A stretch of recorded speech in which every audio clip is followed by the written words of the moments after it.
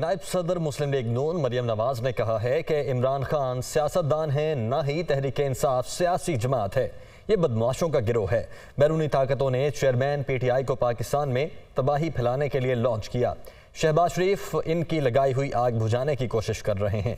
वो चिश्तिया में जलसे से खिताब कर रही थी।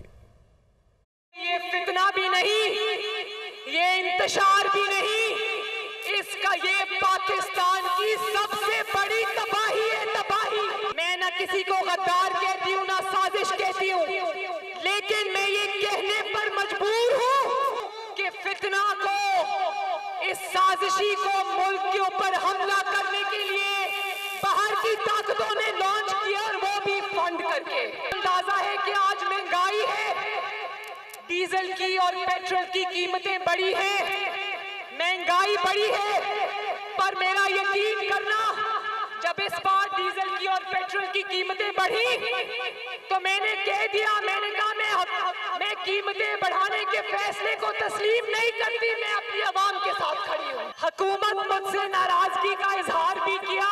शहबाज शरीफ इसकी लगाई हुई आग को बुझाने की कोशिश कर रहा है। इमरान खान ना सियासतदान है, ना इसकी जमात कोई सियासी जमात है, बल्कि ये बदमाशों, बाशों और गुंडागर्दों का वो गिरोह है जिसको डॉलरों के एवज पाकिस्तान को तबाह करने के लिए लॉन्च किया गया। शिकस्त इसका मुकद्दर है और इसकी दोबारा